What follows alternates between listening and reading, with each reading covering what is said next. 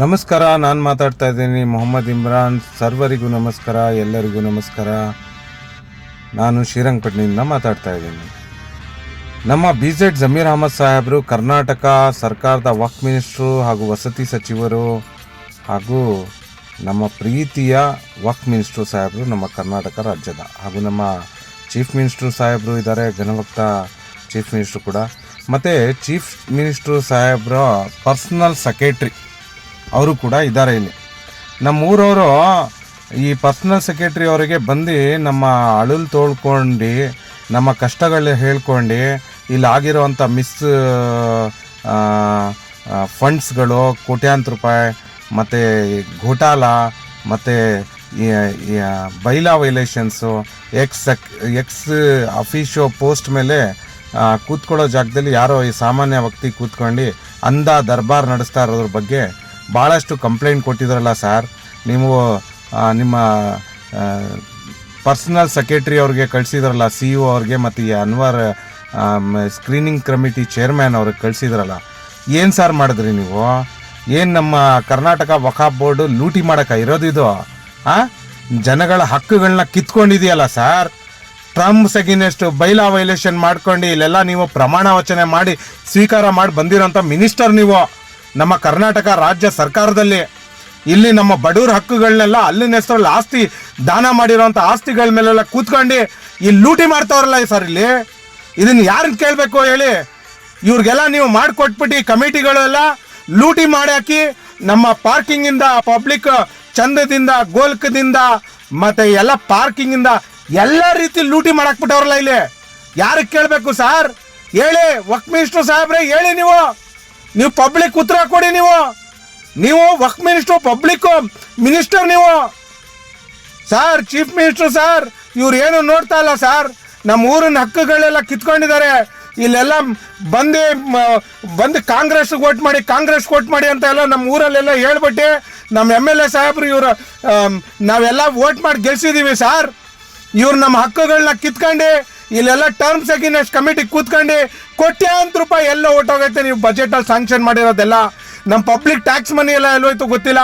ಪಾರ್ಕಿಂಗಿಂದ, ಚಪ್ಪಲಿ ಪಾರ್ಕಿಂಗಿಂದ, ಗೋಲ್ಕಿಂದ ಎಲ್ಲ ಲೂಟಿ ಆಗೋಗಿದೆ. ಈ ಆಂಟಿಕ್ ಪೀಸ್ಗಳು ಸರ್, ಹಿಂದಿನ ಕಾಲದಲ್ಲೂ ನಮ್ಮ ಹಿರಿಯಕರೆಲ್ಲ ಹೇಳ್ಕೊಬತ್ತಿದ್ರು. ಅಷ್ಟೊಂದೆಲ್ಲ ಇದೆಲ್ಲ ಸೇಲ್ ಮಾಡಾಕ್ಬಿಟ್ಟವ್ರು ಇವರು.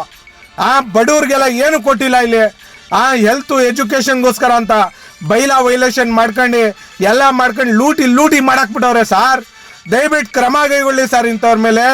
ನಮಗೆ ನಾವು ಕರ್ನಾಟಕ ವಕ್ಫ್ ಬೋರ್ಡ್ ಮಿನಿಸ್ಟರ್ ಸಾಹೇಬ್ರೆ, ನಿಮ್ಮ ಮನೆ ಹತ್ರ ಬಂದು ಧರಣಿ ಮಾಡ್ತೀವಿ ನಾವು ಲೀಗಲ್ ಆಗಿ. ಖಂಡಿತವಾಗಿ ಇಂಥ ವಕ್ಫ್ ಆಫೀಸರ್ಗಳನ್ನೆಲ್ಲ ಕೂರಿಸ್ಕೊಬಿಟ್ಟು ನೀವು ಇವರೆಲ್ಲ ಗೆಜೆಟೆಡ್ ನೋಟಿಫಿಕೇಶನ್ ಬೈಲಾಗಳನ್ನೆಲ್ಲ ಇವರೆಲ್ಲ ವೈಲೇಷನ್ ಮಾಡಿ ಇಂಥವ್ರೆಲ್ಲ ಇವರೇ ಒಂದು ಸಪ್ರೇಟ್ ಬೈಲಾ ಕ್ರಿಯೇಟ್ ಮಾಡ್ತಾರೆ. ಇಂಥ ಪವರ್ ಕೊಟ್ಟಿದ್ದೀರಾ ನೀವು ಇವ್ರಿಗೆಲ್ಲ? ವಕ್ಫ್ ಬೋರ್ಡ್ ಮಂಡಳಿಯವರು ಕೊಟ್ಟಿದ್ದೀರಾ ನೀವು? ನಮ್ಮ ಕರ್ನಾಟಕ ರಾಜ್ಯ ಸರ್ಕಾರ ಕೊಟ್ಟಿದೆಯಾ ಇವ್ರಿಗೆ? ಇವ್ರ ಮೇಲೆ ಆ್ಯಕ್ಷನ್ ತಗೊಳ್ಳಲ್ವಾ ನೀವು? ಕಾನೂನು ಲಾ ವಿರುದ್ಧ ಇರೋದಲ್ಲ.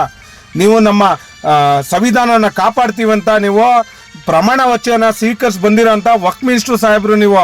ಇವ್ರ ಮೇಲೆ ಇವ್ರಿಗೆಲ್ಲ ಜೈಲಿಗೆ ಕಳಿಸಿ, ಇವ್ರಿಗೆಲ್ಲ ಸಸ್ಪೆಂಡ್ ಮಾಡಿ ಕಾನೂನು ರೀತಿ ಕ್ರಮ ಕೈಗೊಳ್ಳಿ, ಜನತೆಗೆ ನ್ಯಾಯ ಕೊಡಿಸಿ. ಈ ವಕ್ಫ್ ಬೋರ್ಡ್ ಮಂಡಳಿ ಲೂಟಿ ಮಾಡೋಕ್ಕಲ್ಲ ಇರೋದು. ನಮ್ಮ ಜನಗಳ ಹಕ್ಕು ಅಲ್ಲಿನ ಹೆಸರಲ್ಲಿ ಇರೋದು. ನೀವೇ ಹೇಳಿದ್ದೀರಾ ಅಲ್ಲಿನ ಹೆಸರಲ್ಲಿ ಇರೋದು ಅಂತ ಹೇಳಿ. ಈ ಹರಾಮ್ ತಿಂದರೆ ಇಲ್ಲಿರಲ್ಲ ಅಂತ ಹೇಳಿದ್ದೀರಾ ಸರ್. ಅಲ್ಲಿನ ಭರವಸೆ ಮೇಲೆ ಹೇಳ್ತಾ ಇದ್ದೀನಿ ನಾನು ನಿಮಗೆ. ನೀವು ನ್ಯಾಯ ದೊರಕಿಸ್ಕೊಡ್ತೀರಾ ಅಂತ ಹೇಳ್ಬಿಟ್ಟು ನಿಮ್ಮಲ್ಲಿ ನಂಬಿಕೆ ಇಟ್ಟು ಇಷ್ಟೊಂದೆಲ್ಲ ಕ್ವಶನ್ ಕೇಳ್ತಾ ಇದ್ದೀನಿ ಸರ್. ಇವ್ರ ಮೇಲೆಲ್ಲ ಆ್ಯಕ್ಷನ್ ತಗೊಳ್ಳಿ ಸರ್. ನಾಳೆ ನೀವು ಅಲ್ಲಿನ ಹತ್ರ ಹೋಗ್ಬೇಕು ಸರ್. ನಿಮಗೂ ಅಲ್ಲ ಕೇಳ್ತಾನೆ, ನನಗೂ ಅಲ್ಲ ಕೇಳ್ತಾನೆ ಸರ್. ನೀವು ಸಂವಿಧಾನ ಕಾಪಾಡ್ತೀನಿ ಅಂತ ಬಂದಿರೋ ಅಂಥವ್ರು ಇವರೆಲ್ಲ ಸಂವಿಧಾನ ಉಲ್ಲಂಘನೆ ಮಾಡ್ಕೊಂಡು ವಕ್ಫ್ ಬೋರ್ಡ್ ಎಲ್ಲ ಟರ್ಮ್ಸಿಂದ, ಎಗಿನೆಸ್ಟಿಂದ, ಬೈಲಾ ವೈಲೇಷನಿಂದ, ಹಣದಿಂದ, ಎಲ್ಲ ಪ್ರಾಫಿಟಿಂದ, ಇನ್ಕಮ್ ಸೋರ್ಸಿಂದ ಲೂಟಿ ಮಾಡೋರಿಗೆಲ್ಲ ಕಮಿಟಿ ಮಾಡಿಕೊಟ್ಬಿಟ್ಟು ನಮ್ಮ ಜನಗಳೆಲ್ಲ ಹಕ್ಕೆಲ್ಲ ಹಾಳು ಮಾಡಕ್ಕೆ ಬಿಡ್ತಾರಲ್ಲ. ಎಲ್ಲೋ ಕೇಳ್ಬೇಕು ನಮ್ಮ ಜನಗಳು? ಹೇಳಿ ಸರ್, ಹೇಳಿ. ನಮ್ಮ ವಕ್ಫ್ ಮಿನಿಸ್ಟರ್ ಸಾಹೇಬ್ರೆ ಹೇಳಿ, ದಯವಿಟ್ಟು ಉತ್ತರ ಕೊಡಿ ಜನಕ್ಕೆ. We want justice. ನಮಗೆ ಜಸ್ಟಿಸ್ ಬೇಕು ಸರ್, ಜಸ್ಟಿಸ್ ಬೇಕು. ಈ ವಕ್ಫ್ ಆಫೀಸರ್ಗಳನ್ನ, ಇಂಥ ವಕ್ಫ್ ಆಫೀಸರ್ಗಳ ಮೇಲೆಲ್ಲ ಸಸ್ಪೆಂಡ್ ಮಾಡಿ ದಯವಿಟ್ಟು ಇವ್ರ ಮೇಲೆ ಇವರೆಲ್ಲ ಕಾನೂನು ರೀತಿ ಕ್ರಮ ತಗೊಳ್ಳಿ. ಇವರು ನಮ್ಮ ಕಾನೂನ್ಗಿಂತ ಮೇಲಿದಾರ ಇವರು? ನಮ್ಮ ಲಾಕ್ಕಿಂತ ಮೇಲಿದಾರ ಇವರು? ನೀವು ಸಂವಿಧಾನದ ಮೇಲೆ ಶಪಥ ಮಾಡಿ ಬಂದಿರೋಂಥ ವಕ್ಫ್ ಮಿನಿಸ್ಟರ್ ಸಾಹೇಬರು, ವಸತಿ ಸಚಿವರು, ನೀವು ಜವಾಬ್ದಾರಿ ಸ್ಥಾನದಲ್ಲಿ ಇದ್ದೀರಾ. ಈ ವಕ್ಫ್ ಬೋರ್ಡ್ ಅಲ್ಲಿ ಇರುವಂತ ಅಲಿಬಾಬಾ 40 ಲುಟೇರೆ ಲೂಟಿ ಮಾಡೋಂಗ್ ಕೂತ್ಕೊಂಡು ಲೂಟಿ ಮಾಡ್ತಾ ಇದಾರೆ ವಕ್ಫ್ ಬೋರ್ಡ್ನೆಲ್ಲ. ಕಾನೂನು ಉಲ್ಲಂಘನೆ, ಇವ್ರಿಗೆ ಒಂದು ಕಾನೂನು. ಇವ್ರೇನ್ ನಮ್ಮ ದೇಶದಿಂದ ಹೊರಗಿದಾರ ಇವರು? ಹೇಳಿ ವಕ್ಫ್ ಮಿನಿಸ್ಟರ್ ಸಾಹೇಬ್ರೆ, ಉತ್ತರ ಕೊಡಿ ನೀವು ಜನಕ್ಕೆ. ನೀವು ಪಬ್ಲಿಕ್ ರೆಪ್ರೆಸೆಂಟೇಟಿವ್, ನೀವು ಪಬ್ಲಿಕಲ್ಲಿ ನೀವು ಗೆದ್ದು ಬಂದಿರೋಂಥವ್ರು, ನಮ್ಮ ಜನಗಳು ನಿಮಗೆ ವೋಟ್ ಮಾಡಿರೋಂಥವ್ರು. ನೀವು ನಮ್ಮ ಊರಿಗೆ ಬಂದು ವೋಟ್ ಮಾಡಿ ಕಾಂಗ್ರೆಸ್ಗೆ ಅಂತ ಹೇಳಿದ್ದು, ನಾವೆಲ್ಲ ವೋಟ್ ಮಾಡಿದ್ದೀವಿ. ಇವತ್ತು ಆ ಹಕ್ಕನ್ನ ನಾವು ಕೇಳ್ತಾ ಇದ್ದೀವಿ ನಮ್ಮ ಊರಿನ ಜನದ್ದು. 4 ಜನ್ರೇಷನಿಂದ 4 ದೌರಿಂದ ಇಂಥ ಕಮಿಟಿಗಳನ್ನೆಲ್ಲ ಇವರೆಲ್ಲ ಮಾಡಿಕೊಟ್ಟು ನಮ್ಮ ಲೂಟಿ ಮಾಡಾಕ್ಬಿಟ್ಟವ್ರೆ. ಎಕ್ಸ್ ಅಫಿಷಿಯೋ ಕೂತ್ಕೊಳ್ಳೋ ಜಾಗದಲ್ಲಿ ಇಂಥ ಸೆಕ್ರೆಟರಿಗಳನ್ನೆಲ್ಲ ಮಾಡಿಕೊಟ್ಬಿಟ್ಟು ಲೂಟಿ ಲೂಟಿ ಲೂಟಿ ಆಗೋಗಿದೆ ಸರ್. ಟಿಪ್ಪು ಸುಲ್ತಾನ್ ಶಹೀದ್ ವಕೀಲ್ ಸೆಟ್ ಕಮಿಟಿಲಿ ನಮ್ಮ ಇಸ್ಲಾಮು, ನಮ್ಮ ಶರಿಯಾ ಎಲ್ಲ ಇಂಟ್ರೆಸ್ಟ್ ವಿರುದ್ಧ ಇರೋದು. ಇವರೆಲ್ಲ ಇಂಟ್ರೆಸ್ಟ್ ತಗೋತಾರೆ ಡಿಪಾಸಿಟ್ ಮಾಡಿಯೋದೆಲ್ಲ. ಕಾನೂನು ಲಾ ಅನ್ನೋದು ಇವ್ರಿಗೆಲ್ಲ ಅಪ್ಲಿಕಬಲೇ ಇಲ್ಲ. ಎಲ್ಲ ವೈಲೇಷನ್ ಮಡಗಿದ್ದಾರೆ. ಎಲ್ಲೋ ಕೇಳಬೇಕು, ಹೇಳಿ, ಉತ್ತರ ಕೊಡಿ ಸರ್, ಉತ್ತರ ಕೊಡಿ ಜನಕ್ಕೆ. ನಾವು ಅಲ್ಲಿನ ಹತ್ರ ಹೋಗಿ ಒಂದು ದಿವಸ ಉತ್ತರ ಕೊಡಬೇಕು. ಅದೇ ನಿಮ್ಮ ಅಲ್ಲಿನ ಮೇಲೆ ನಾನು ನಿಮಗೆ ಆ ಭರವಸೆ ಮೇಲೆ ಹೇಳ್ತಾ ಇದ್ದೀನಿ. ನೀವು ಉತ್ತರ ಕೊಡಬೇಕು ಸರ್ ಜನಗಳಿಗೆ, ಉತ್ತರ ಕೊಡಿ. ನಮ್ಮ ಜನಗಳಿಗೆ ನಮ್ಮ ಹಕ್ಕು ಕೊಡಿ, ಬಡವರಿಗೆ ನ್ಯಾಯ ದೊರಕಿಸ್ಕೊಡಿ. ಈ ಬಡವರು ಆಗೋಗಿದ್ದಾರೆ.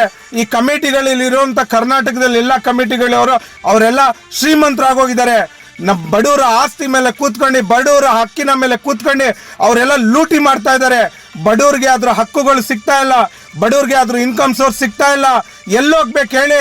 ನಮ್ಮ ಪಬ್ಲಿಕ್ ಎಲ್ಲೋ ಕೇಳಬೇಕು ಹೇಳಿ? ಇದೇನು ಕರ್ನಾಟಕ ವಕ್ಫ್ ಬೋರ್ಡ್ ನಮ್ಮ ಲಾಗಿಂತ ಈಚೆ ಇದೆಯಾ? ಲಾ ಇಂದ ಆಚೆ ಇದೆಯಾ? ಇಲ್ಲ ನಮ್ಮ ದೇಶದಿಂದ ಆಚೆ ಇದೆಯಾ? ದಯವಿಟ್ಟು ಉತ್ತರ ಕೊಡಿ ವಕ್ಫ್ ಮಿನಿಸ್ಟರ್ ಸಾಹೇಬ್ರೆ, ನಮ್ಮ ಘನವಕ್ತ ಚೀಫ್ ಮಿನಿಸ್ಟರ್ ಸಾಹೇಬ್ರು ಉತ್ತರ ಕೊಡಿ. ದಯವಿಟ್ಟು ನ್ಯಾಯ ದೊರಕಿಸ್ಕೊಡಿ ನಮ್ಮ ಜನತೆಗೆ.